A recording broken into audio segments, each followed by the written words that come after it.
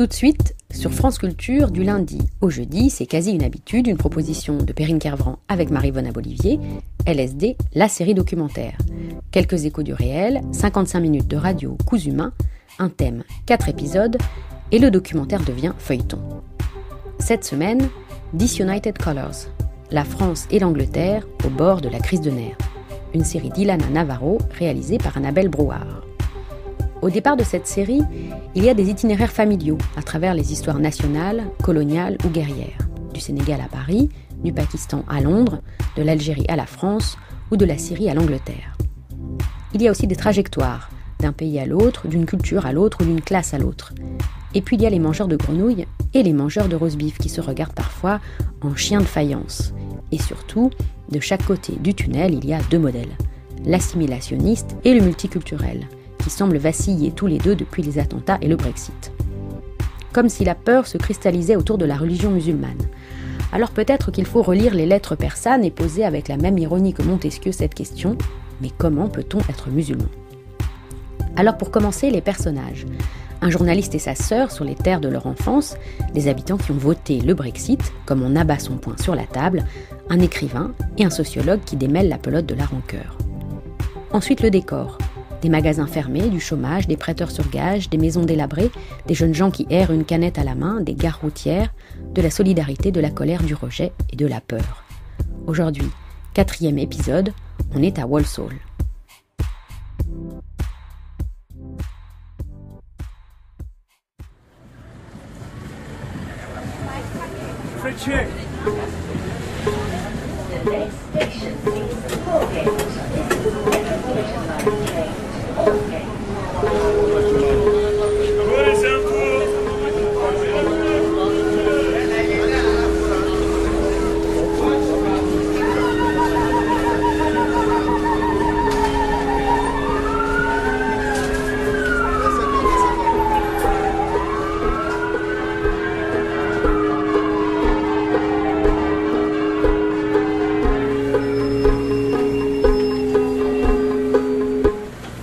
Mon cher Ouzbek, c'est avec beaucoup d'émotion que je prends la plume, un peu plus de 3 siècles après ton voyage légendaire. Parti d'Ispahan, tu avais parcouru Smyrne, Venise, Paris, laissant derrière toi tes eunuques et ton harem, surtout Roxane, ta préférée. Tu avais traversé des villes et des villages, rencontré des hommes et des femmes aux mœurs différentes des tiennes. Tes lettres racontaient la France. Elles avaient inspiré non seulement ton harem et tes amis restés en Perse, mais les Français eux-mêmes. Ils avaient dévoré tes lettres persanes, sans même savoir que tu étais une invention de Montesquieu. Moi aussi, tu m'inspires. Tu me donnes envie de voyager. Je ne suis pas persane, je ne suis pas imaginaire, et je n'ai pas de harem. J'aurais bien aimé, mais je pense que même dans la France d'aujourd'hui, ce serait mal vu. Je suis turque d'origine et française depuis peu. C'est pour ça que je prononce ton nom comme il faut, Ouzbek, et non pas Uzbek à la française. À ton époque, la France traversait 2 crises. Une crise causée par les excès de la finance naissante et une crise des relations entre l'État et la religion. Figure-toi que rien n'a changé. Sauf qu'aujourd'hui, la religion qui catalyse cette crise, c'est l'islam. Les Mahométans, comme on disait à ton époque. Mon cher Ouzbek. Mes lettres persanes. Le multiculturalisme a sombré dans la Tamise. Cher Ouzbek, la France n'est pas seule dans ce cas. Toute l'Europe se pose des questions sur la place qu'il faut faire à cette minorité. Chacun cherche son modèle. C'est comme un affrontement entre le camp des pluralistes et le camp des assimilationnistes. En l'occurrence, les Anglais et les Français. Et personne n'a trouvé le modèle parfait. Mais malgré tous ses défauts, le modèle britannique n'en connaît pas moins des succès remarquables. I therefore declare Sadiq Khan to be elected as the new Mayor of London. Frères et sœurs, je vais commencer par un message traditionnel de paix. Salam alaikum. Un salut musulman que le candidat n'hésite pas à brandir à chaque début de meeting. Quand dans d'autres villes, certains auraient pu trouver cela risqué, Sadiq Khan, lui, en est convaincu. À Londres, la multiculturelle, les électeurs sont prêts à faire de lui le premier maire musulman d'une capitale occidentale. Je ressens une profonde humilité par l'espoir et la confiance que vous avez placés en moi aujourd'hui. J'ai grandi dans un quartier de logements sociaux à quelques kilomètres d'ici. Sadiq Khan s'affiche en musulman libéral et féministe. Je n'aurais jamais imaginé que quelqu'un comme moi puisse être élu maire de Londres. Au printemps 2016, Sadiq Khan a été accueilli par beaucoup comme le symbole de la réussite du pluralisme à l'anglaise. Ce serait pas possible à Paris, vous pensez? Je suis pas encore prêt. Je sais pas, on est quand même un peu attaché à son identité. On se compare un peu tout ça maintenant, c'est un peu dommage. Beaucoup de Français ont trouvé cela scandaleux. Je pense qu'un maire musulman, c'est dans un pays musulman et dans un pays catholique ou laïque, on met un maire catholique ou laïque. Mais Londres n'est pas l'Angleterre.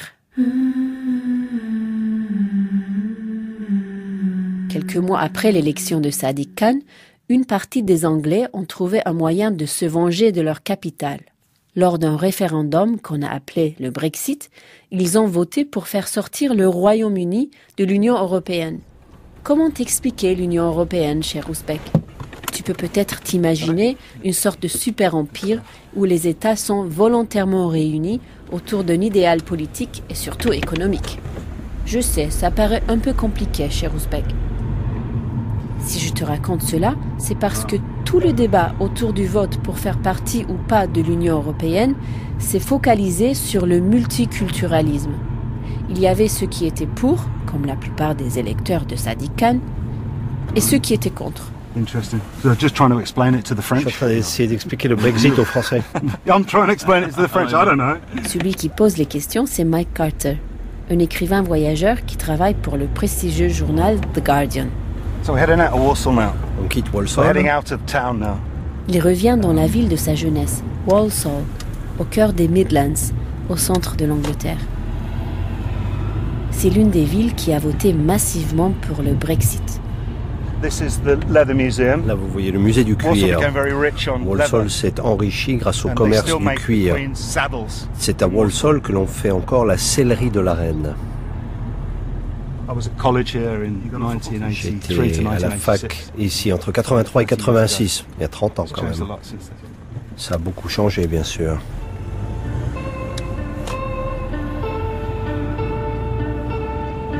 J'essaye de m'imaginer à quoi Walsall aurait pu ressembler quand Mike était étudiant il y a 30 ans. Peut-être qu'il n'y aurait pas eu ce grand centre commercial à ma gauche. Peut-être que l'on verrait plus de gens dans les rues. Mike me dit que cette ville a un taux de chômage qui est 2 fois plus élevé que dans le reste du pays. Quelque chose d'étrange me fait sentir comme si on m'avait floué. Je pensais voyager en Angleterre, l'un des pays les plus riches du monde. Mais mis à part les beaux bâtiments de l'époque victorienne, il n'y a rien de glorieux. Les immeubles délabrés sont à vendre et il n'y a quasiment personne dehors, à l'exception des 3 petites rues piétonnes au centre-ville.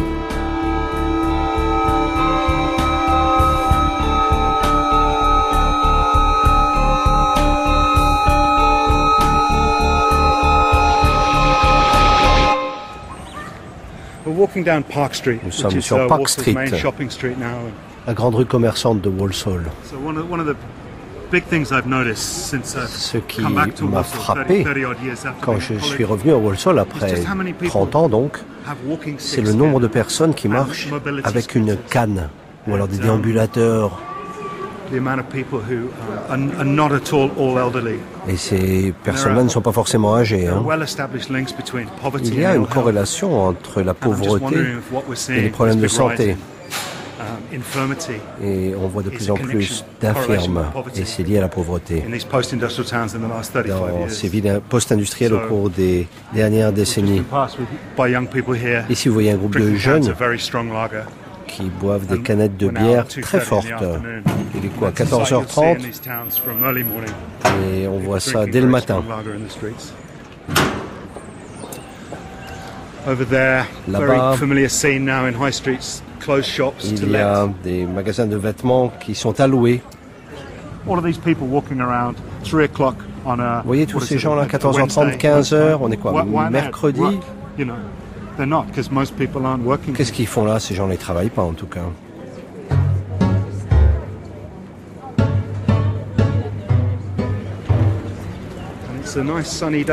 Journée ensoleillée à Walsall.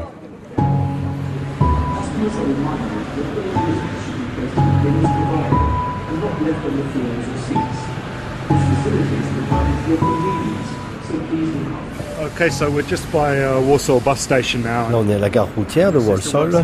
Que dirige ma sœur?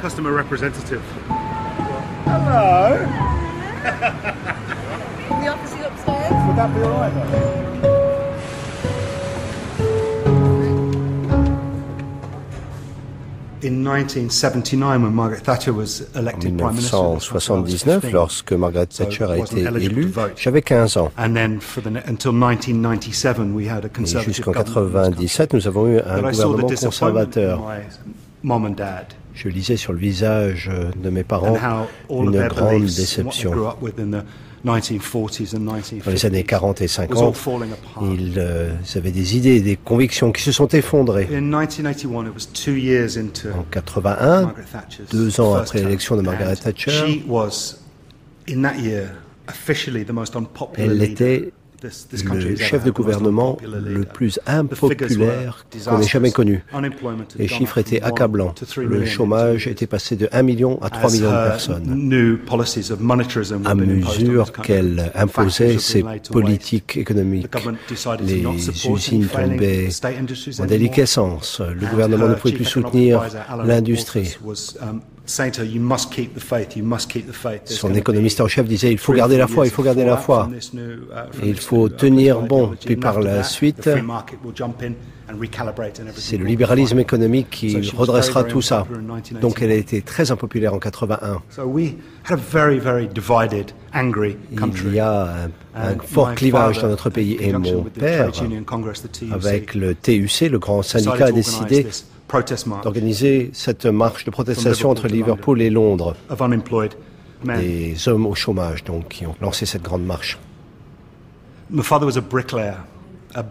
père était maçon. Il était à la tête du syndicat UCAT, syndicat du bâtiment. Pour cette marche, ils ont donc marché de Liverpool, ils ont traversé le cœur industriel de l'Angleterre, Manchester, Stoke-on-Trent, où il y avait la sidérurgie, les mines de charbon, et c'était le centre mondial de la poterie, Cannock, Walsall, Coventry, en dehors de Birmingham, là c'était le centre automobile de la Grande-Bretagne.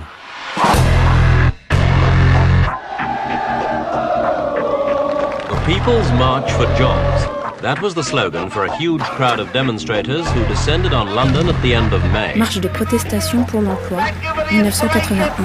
There was no doubt about the support given to the job marchers when they reached Wolverhampton in the industrial West Midlands, midway through their journey to London.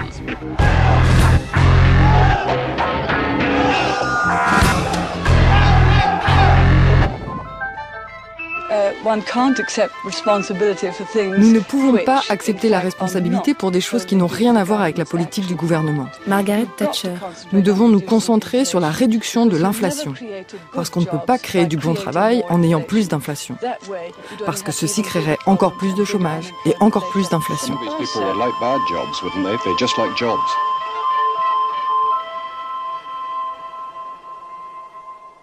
Je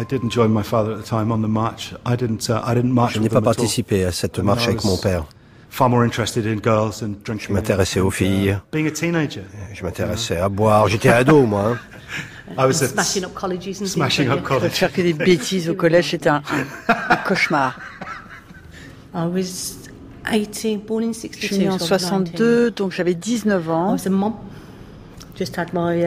J'étais déjà mère, je venais d'avoir ma fille et j'étais mère au foyer.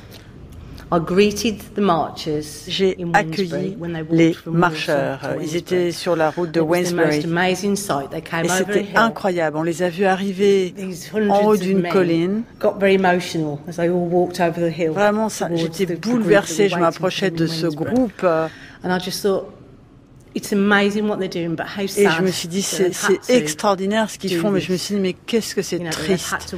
Qu'est-ce que c'est triste qu'ils doivent en arriver là, marcher des centaines et des centaines de kilomètres pour montrer au gouvernement que sa politique ne marche pas. Alors, à la fois, c'était extraordinaire, mais c'était triste. Sue est venu accueillir avec des sandwichs au bacon. Son mari n'a pas les mêmes points de vue politiques. C'était un grand secret. Et ça fait que 3 semaines qu'on lui a dit la vérité. Il se trouve que j'étais avec Mike dans la cuisine, on était en train de parler et on reparlait de ces fameux sandwichs et mon mari ne m'a pas parlé pendant 4 jours. On n'avait pas d'argent à l'époque, mais comment tu as pu aller acheter des sandwichs pour 350 personnes? J'ai pas de réponse, j'avoue. Ça l'a un petit peu perturbé, il n'était pas très content, mais bon, c'était il y a plus de 30 ans.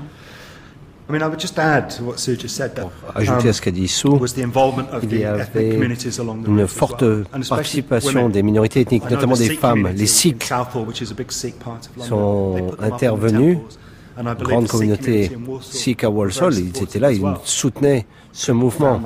Et il y avait donc ce vocabulaire commun pour lutter contre cet ennemi commun. Ils sont arrivés à Londres le 30 mai 1981 avec une pétition signée par 250 000 personnes. Et Margaret Thatcher a refusé de les rencontrer à Downing Street. Elle a rejeté la pétition, elle n'a même pas voulu les rencontrer.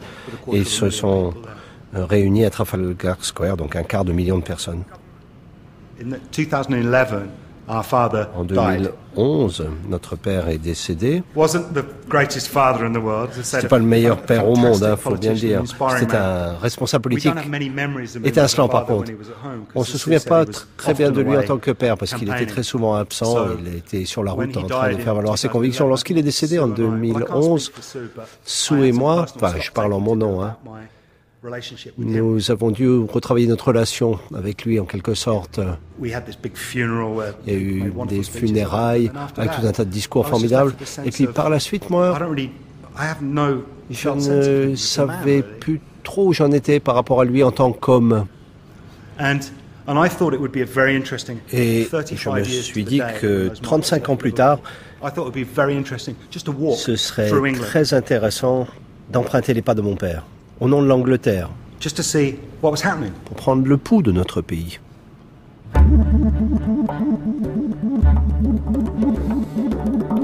Ouzbek, Mike Carter a marché près de 330 km à pied, sur les pas de son père, de Liverpool jusqu'à Londres. C'était à la veille du fameux référendum pour sortir de l'Union européenne. Toutes les villes ouvrières qui votaient jadis à gauche étaient pour le Brexit, et donc contre le multiculturalisme.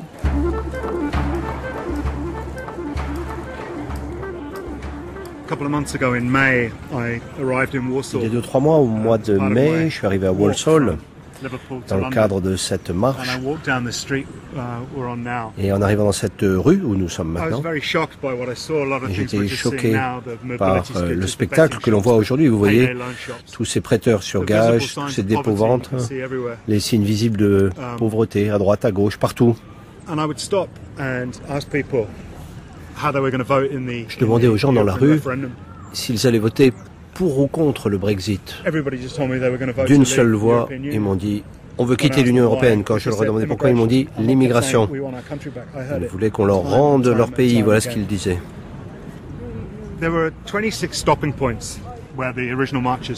Lors de cette marche en 80, il y avait 26 haltes où les marcheurs se sont arrêtés. 19 de ces 26 lieux ont voté pour le Brexit. À Walsall, 68% pour le Brexit, des gens de 65 à 70 ans. Donc vous voyez, il n'y a pas photo. Donc c'était pas difficile de trouver des gens en faveur du Brexit pour quitter l'Union européenne. Les gens étaient fiers d'ailleurs de me le dire. C'était un mouvement politique. On va partir, on va quitter l'Union européenne, on va récupérer notre pays. Une espèce de ferveur comparable à celle de mai 68 à Paris.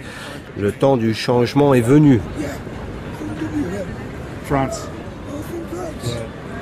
Et vous, monsieur, vous avez voté quoi? Out. quitter l'Union européenne. Le plus choquant à Walsall, Ouzbek, c'est effectivement de voir la misère et de faire face à des gens que la vie et la pauvreté ont visiblement usés.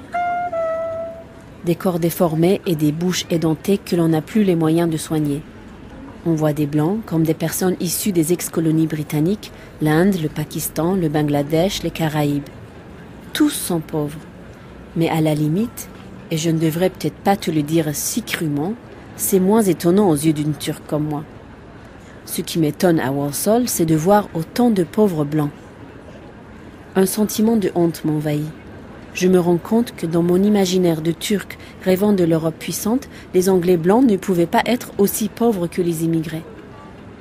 Et je suis encore plus honteuse quand je réalise que cette pauvreté des Anglais blancs me touche beaucoup plus que celle des Roms qui dorment dans les rues de mon quartier parisien. Comme si cette pauvreté des immigrés, j'avais appris à la trouver normale.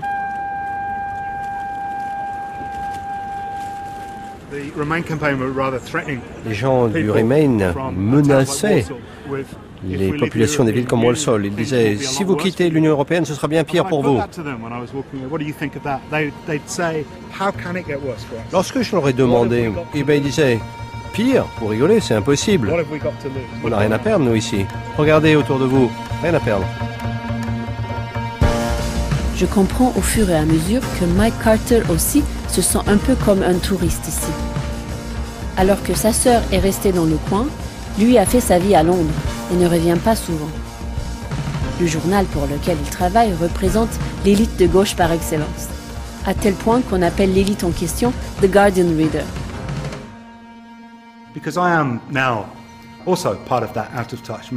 Aujourd'hui, moi aussi, je fais partie de cette élite métropolitaine prétendument déconnectée. Mes collègues au Guardian sont allés dans les meilleures écoles, à Oxford ou à Cambridge, par exemple. Et ces gens-là, ils ne connaissent personne de la classe ouvrière. Ils sont totalement, enfin, je ne devrais pas dire totalement, mais ils sont considérablement déconnectés de la réalité. Mes collègues, ce sont des gens qui disent eh bien nous savons ce qui est mieux pour vous, vous voyez. Et moi, au contraire, j'ai grandi dans la classe ouvrière, des gens très éduqués qui connaissaient la musique classique, qui avaient lu les grands écrivains, des gens intelligents. Et entre-temps, il s'est passé quelque chose. La classe ouvrière en Grande-Bretagne a été étiquetée par l'élite politique comme étant raciste, des bigots, des gens imbéciles, une espèce de masse informe dont on doit s'occuper éventuellement. Mais quand on vient à Walsall ou quand on va à Stoke-on-Trent ou à Liverpool et qu'on passe du temps, qu'on discute avec ces gens-là, on se rend compte que les gens les plus intelligents qu'on va rencontrer, eh bien, ils sont justement dans la classe ouvrière. Mais leur voix a été inaudible pendant 35 ans. On les a ignorés, ces gens-là. Et le 23 juin, eh bien, je crois qu'on a vu la conséquence. On n'a pas voulu les écouter.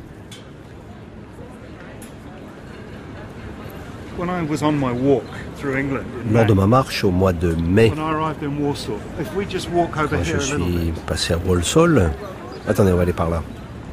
Eh bien, ce que vous voyez là, c'est typique de ce que j'ai vu dans toutes ces villes anglaises post-industrielles. Des bookmakers et puis des prêteurs sur gage.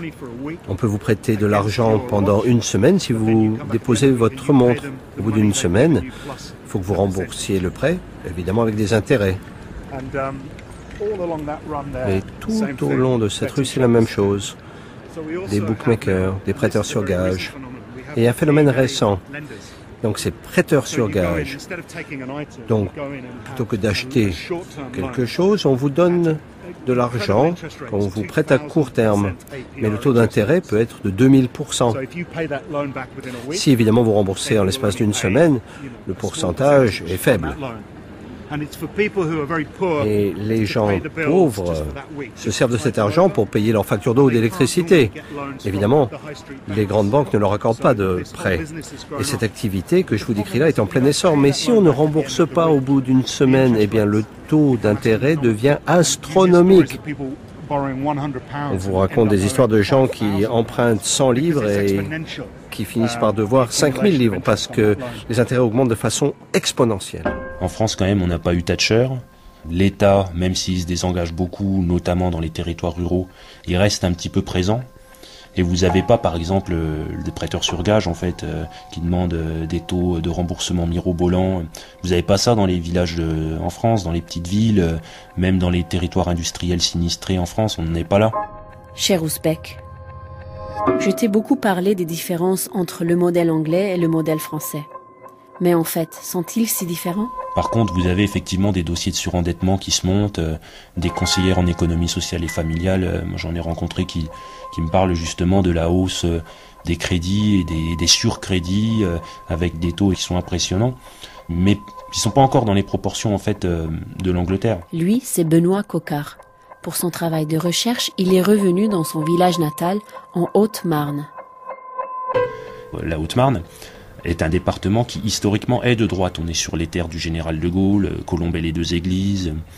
C'est un département qui a eu des bastions communistes, notamment dans le nord industriel, mais qui massivement vote à droite, qui est un département avant tout rural. Et aujourd'hui, en fait, tout se passe comme si le vote à droite se transformait de plus en plus en vote pour l'extrême droite. C'est le département de France qu'on quitte le plus entre 18 et 35 ans, sans y revenir par la suite, notamment parce que il n'y a pas assez de travail pour tout le monde et parce qu'il n'y a pas d'université. Je m'étais intéressé au départ au petit déclassement symbolique en fait qu'avaient subi certains des personnes que je pouvais côtoyer à l'école ou ailleurs autour de moi et qui en fait étaient plutôt populaires lorsqu'ils étaient jeunes, plutôt valorisés, qui avaient tout de conforme à leur milieu social et qui se retrouvaient à l'âge d'entrée sur le marché du travail assez désemparés parce que entre-temps l'usine dans laquelle bossaient leur mère et leur père, elle avait été délocalisée, là en l'occurrence elle avait été délocalisée en Asie. Donc c'est qu'est-ce qu'on fait en fait quand le travail disparaît et quand tout le petit monde sur lequel reposait la reproduction des classes populaires auparavant est en train de péricliter. Et toute l'idée de ma thèse, que j'ai appelée Sauver l'honneur, le titre Sauver l'honneur, c'est justement d'arriver à être respectable et de ne pas passer pour un feignant, pas passer pour un assisté. Et il y a différentes voies pour y arriver.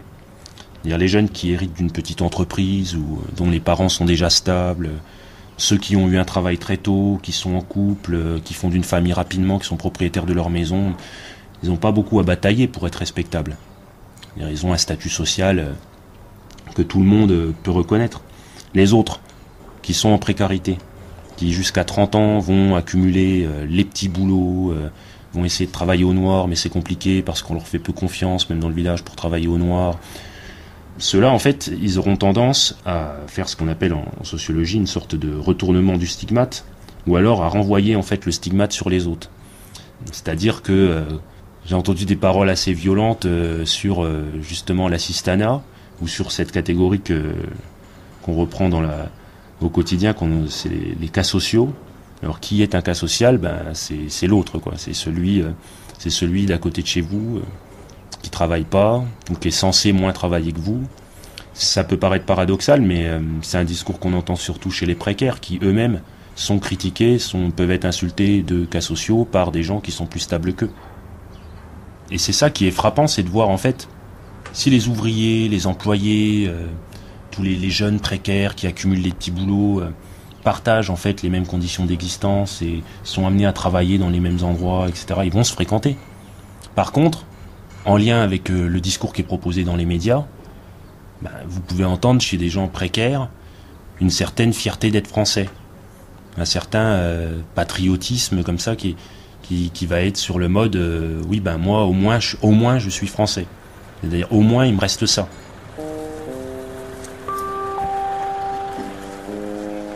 C'est étrange, Ouzbek, ce sentiment de sauver l'honneur. On le ressent beaucoup à Walsall.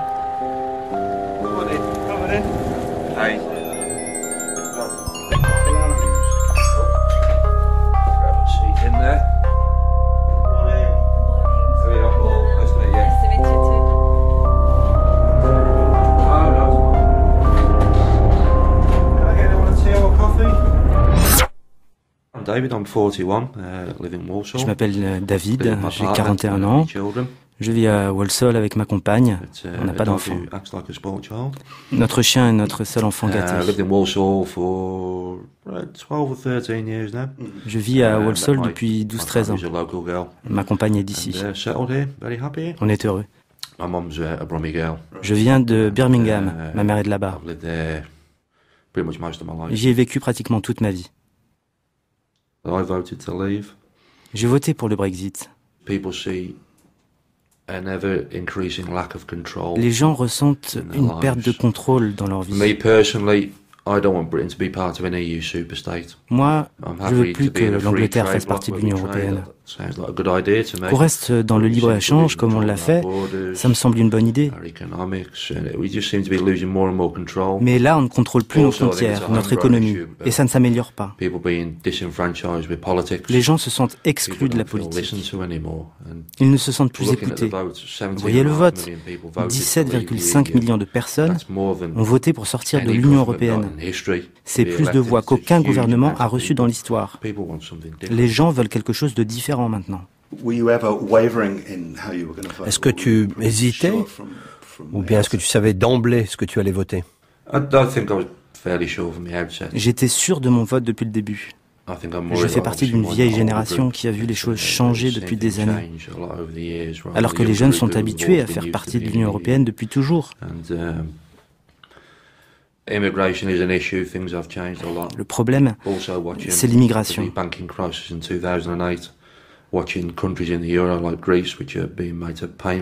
Moi, j'ai été témoin de la crise bancaire de 2008. J'ai vu des pays européens comme la Grèce qu'on a vraiment fait souffrir. Je crains que dans l'avenir, si on reste dans l'Union européenne, la prochaine crise soit pour nous. Et tu nous parles de changements au cours de ta vie. Est-ce que tu peux nous dire ce que tu as vu à Walsall?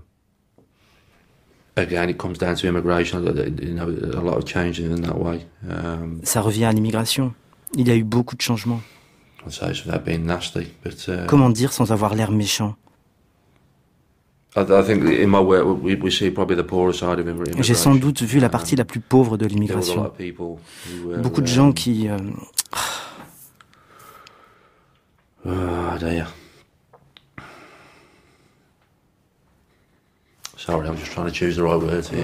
Désolé, je cherche juste les bons mots.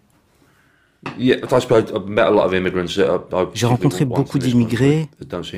Ils n'ont pas l'air intéressés par le travail. Il y a beaucoup d'alcooliques. Des indésirables, quoi. C'est ce que j'ai vu depuis les 10 dernières années. Nous, on est un pays de l'immigration. Mais ces 10 dernières années, c'était énorme. Après 2004, les chiffres étaient incroyables. L'Irlande et l'Angleterre n'avaient aucune restriction à l'immigration. Non. Qu'en pensais-tu?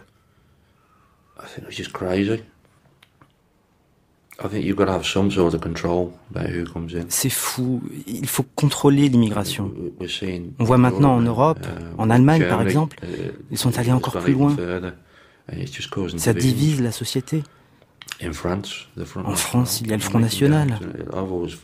Alors que la France est un pays tolérant, quasiment socialiste. Voir ça en France. Je n'aimerais pas de ça en Grande-Bretagne. Nous, on est l'un des pays les plus tolérants du monde, je pense. Je n'aimerais pas que l'extrême droite gagne du terrain. Si les gens veulent venir ici, travailler dur, ils sont les bienvenus. On peut accueillir plein de gens, mais on ne peut pas avoir une politique de porte ouverte. Ça divise la société. Mais on ne peut pas parler de tout ça sans être pris pour un raciste. C'est pourquoi je suis un peu nerveux là. Je ne veux pas être dépeint comme un raciste. Je ne suis pas raciste. Il y a quelque temps, je regardais une émission avec Andrew Green, qui était en charge d'une association pour surveiller l'immigration. Il y avait un débat. Il a juste mentionné un chiffre concernant l'immigration. Et le ministre travailliste a dit « Bon, nous n'allons pas rentrer dans un débat raciste. » Je me suis dit « Quoi ? Pourquoi il l'accuse d'être raciste ? Il était juste en train de parler. C'est nécessaire de parler de certaines choses. Si on n'a pas de débat ouvert, les gens vont se diriger vers ces partis d'extrême droite. Et on ne veut pas de ça. Il faut qu'on puisse débattre. Le Brexit, c'était ça. Les gens ont finalement trouvé une question sur laquelle ils pouvaient avoir un avis qui compte. Mais les gens veulent être écoutés. Ils veulent reprendre leur vie en main.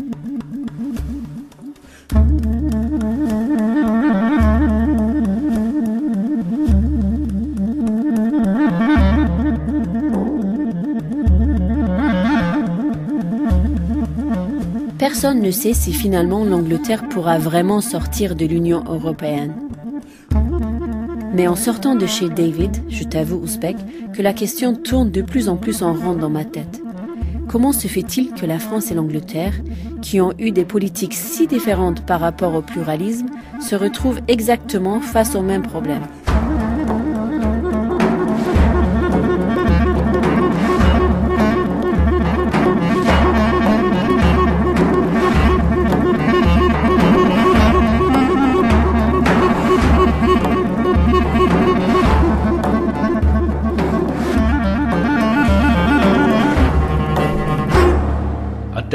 Lui, c'est Kenan Malik, écrivain et politologue anglais. Je ne pense pas que l'on puisse dire que la société britannique fonctionne mieux que la société française, ou l'inverse.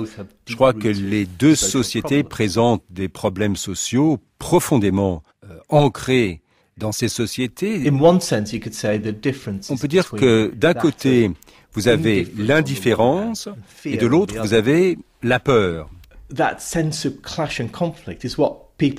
Ce sentiment d'affrontement, de conflit, c'est ce que les gens ressentent. Et il y a deux côtés de la chose. D'un côté, vous avez, disons, les souverainistes qui disent que ma culture est battue en brèche par les immigrants, ma ville devient Kingston, devient Lahore, multipliée par 1000. Et puis de l'autre côté, vous avez les multiculturalistes qui vous disent, d'un certain côté, évidemment, accueillent, chérissent la diversité, mais ils ne veulent pas de tension entre les groupes, donc ils veulent maîtriser, polisser un petit peu ces groupes et les garder au chaud dans les boîtes dans lesquelles ils les ont enfermés, réduire les conflits au minimum en, disons, polissant, en fliquant un petit peu ce que disent les gens au sujet des autres. Mais ces deux approches posent problème parce que finalement, cela crée des sociétés tribales et fragmentées. Ouzbek. Dans cette société tribale, les nouveaux immigrés sont ceux venus d'Europe de l'Est. Et ce sont eux qui attirent les foudres des anti-multiculturalistes. Je suis d'origine polonaise. Je vis en Angleterre depuis 17 ans maintenant. Au départ, j'étais venue pour des vacances. Et puis, je suis tombée amoureuse du pays. J'ai décidé de rester et de travailler en Angleterre. C'est ce que j'ai fait. Pendant le référendum, j'étais en vacances en Pologne.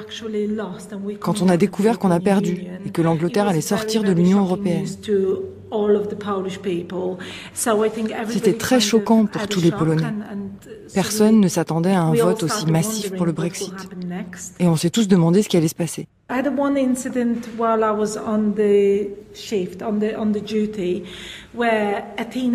J'ai vécu un incident quand je travaillais à la station de bus. Une adolescente m'a dit « Toi, la polonaise, rentre chez toi ». Je lui ai dit « Moi, je suis chez moi. Si ça te plaît pas, tu peux déménager ». Parce que j'ai vécu en Angleterre depuis si longtemps que maintenant, c'est mon pays. Je suis allée porter plainte à la police et elle est passée au tribunal. Je pense qu'elle a plaidé coupable. Elle a reçu une sorte d'injonction.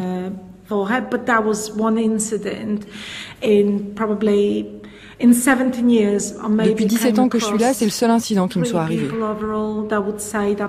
J'ai peut-être eu 3 personnes au total qui m'ont dit que je devais rentrer chez moi.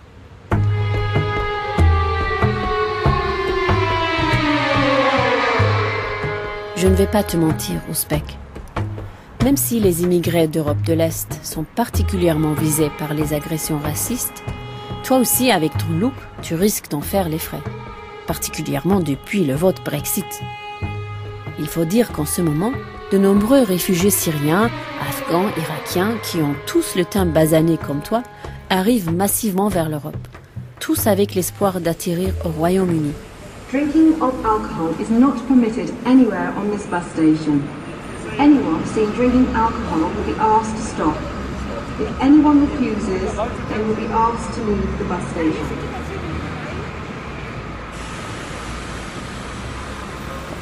I vote to remain. Moi, j'ai voté pour rester dans l'Union européenne. J'ai été effondrée quand j'ai appris les résultats. À Warsaw, vraiment l'enjeu, ça a été l'immigration, l'enjeu de ce vote. J'entends les gens, ils disent tout cela. Et c'est pour ça que c'était tellement déprimant. Ils se sont dit, on va remettre en place nos frontières et comme ça, on va pouvoir contrôler qui entre dans le pays. Dans notre jeunesse, on a grandi à Spark Hill. Il y a 30 ans de cela, tous les jeunes grandissaient dans ce milieu multiculturel. C'était extraordinaire comme enfance à tous les égards, pour tous ces gens qui faisaient partie de la communauté. Et nous avons vécu ce multiculturalisme et on l'a aimé. Et je ne comprends pas ce qui se passe dans la tête des gens, tout à coup. Le racisme, depuis le Brexit, augmente. Il a toujours été là. Mais là, on dirait que vraiment, il a beaucoup progressé depuis le Brexit. Comme si c'était la suprématie blanche qui était de retour. Les Blancs ont récupéré leur pays et celui qui n'est pas conforme à ce moule, il n'est plus le bienvenu s'il n'est pas le bon Britannique blanc. C'est vraiment déprimant. Les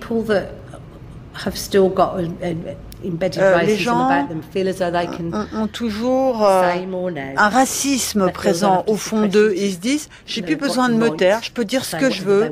Ça, je l'ai remarqué. Maintenant, les gens le disent. Oui, c'est vindicatif. Aujourd'hui, on a le mandat pour agir. On a voté pour quitter l'Union européenne. Hein? On fait ce qu'on veut. Maintenant, c'est le sentiment qu'ont les gens. Et je le vois, moi, au travail, je travaille à la gare routière. Je m'occupe donc des passagers, je gère un peu les choses. Et ça fait plusieurs fois que j'ai dû dire aux gens, mais arrêtez, on n'est pas obligé de dire ça, on n'est pas obligé de parler comme ça, veuillez quitter la gare routière, parce que moi je veux pas entendre ça. Et puis les autres veulent pas entendre ça non plus. Alors quand je dis ça aux gens, généralement, ils s'en vont. Faut pas oublier, il y a de tous les horizons et tous les profils dans une gare routière. Alors c'est très intéressant, mais c'est assez déprimant aussi. Push the boat onto the sand. Push the boat onto the sand. Good morning. Parlement européen. Good morning. Juin 2016. Thank you very much for that very warm welcome. How things have changed. Isn't it funny? You know, when I came here 17 years ago, and I said that I wanted to lead a campaign to get Britain to leave the European Union, you all laughed at me. Well, I have to say, you're not laughing now, are you? Propagandistes de l'Union européenne, soi-disant à gauche, au centre ou à droite, allez, rangez vos mines boudeuses, rangez vos discours de rageux et réjouissez-vous au contraire de la libération des peuples.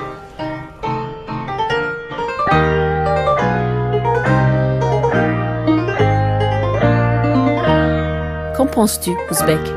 Serait-ce d'autres blancs, riches eux, qui font croire aux pauvres qu'il faut voter pour eux parce qu'ils représentent leur intérêt? En France, il y a les petits blancs. En Angleterre, il y a les chavs.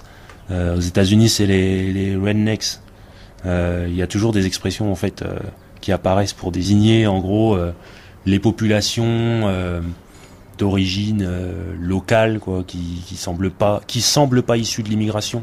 Alors rien qu'à leur morphotype en fait, alors que objectivement ils en sont souvent issus, parce que le monde ouvrier il s'est déplacé au gré du développement du capitalisme et il est peu de souches en fait quand on regarde.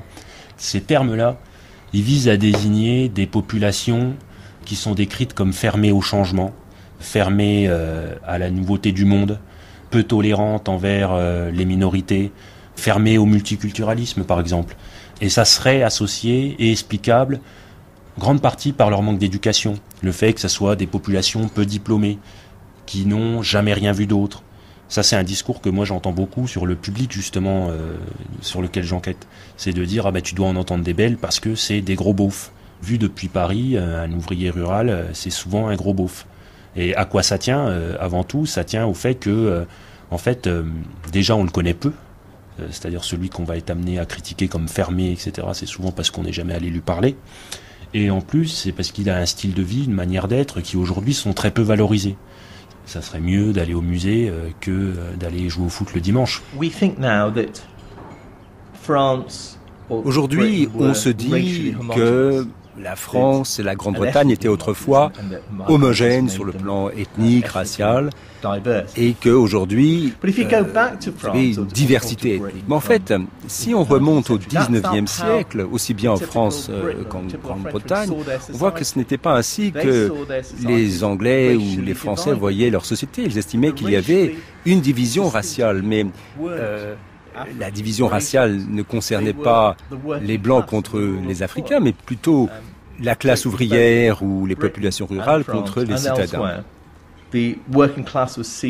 En Grande-Bretagne, les intellectuels estimaient que la classe ouvrière était racialement inférieure. Alors quand je dis racialement, c'est un peu difficile à comprendre, parce que de quelle race s'agit-il? Mais en fait, les intellectuels du XIXe siècle et la classe politique et les décideurs estimaient que la classe ouvrière était différente, au même titre qu'aujourd'hui on estimerait que les Indo-Pakistanais ou les Africains sont différents physiquement, c'est-à-dire qu'on pouvait reconnaître un ouvrier à la forme de son crâne, à la forme de son visage, ou que sais-je.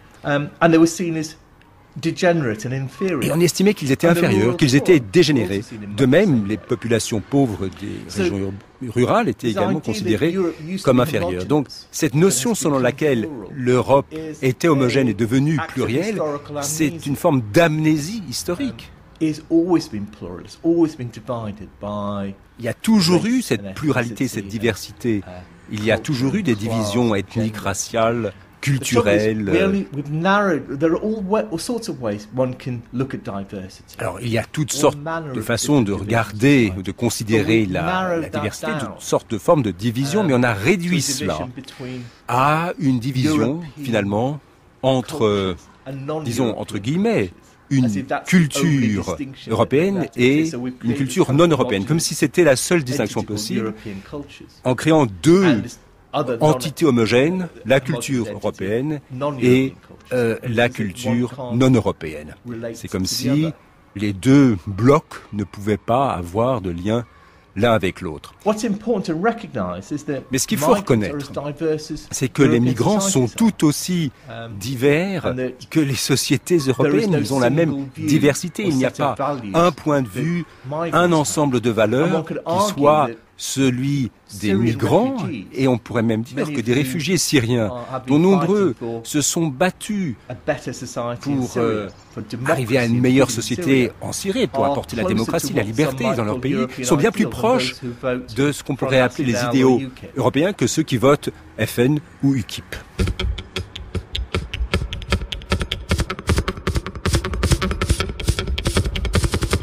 À ton époque, Ouzbek, tes récits et d'autres qui ont suivi ont contribué à construire un idéal d'une société plus juste, plus égalitaire, plus libre.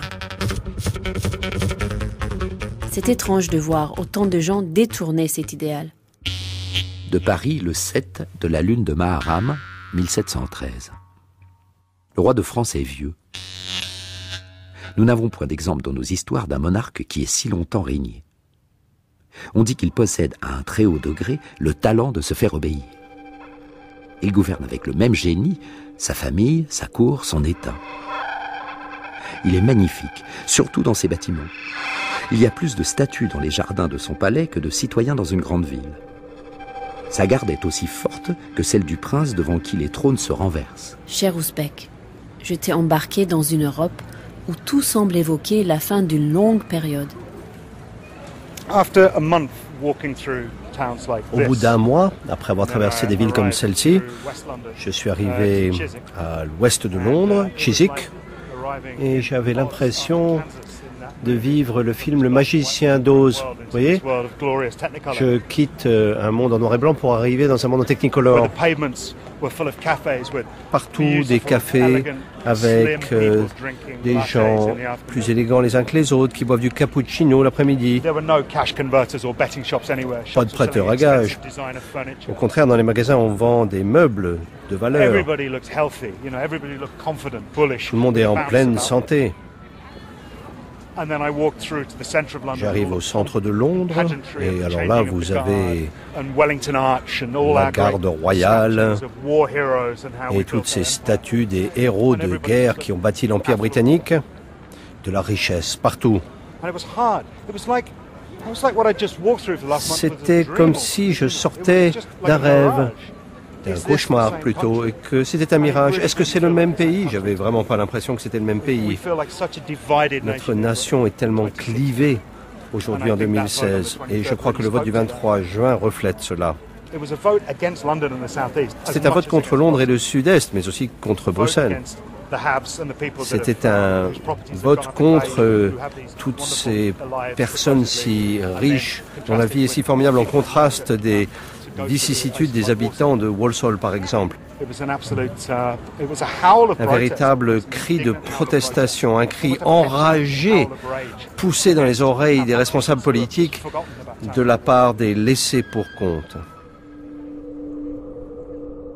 De Paris, le 1er de la lune de Zilkadé, 1720. La France, à la mort du feu roi, était encore accablée de 1000 maux. Tout ceci produit souvent des choses bizarres. Les laquais qui avaient fait fortune sous le règne passé vantent aujourd'hui leur naissance. Cher Ouzbek, ils rendent à pendant tes voyages, le roi de France est mort. Tout le mépris qu'on avait pour eux. Et tous les Français, et même les Européens, se sont demandé ce qui allait se passer. Personne ne pouvait imaginer que quelques décennies plus tard, il y aurait la Révolution. Je te promets que ceux-ci prendront bien leur revanche sur ceux qui viendront après, et que dans 30 ans, ces gens de qualité feront bien du bruit.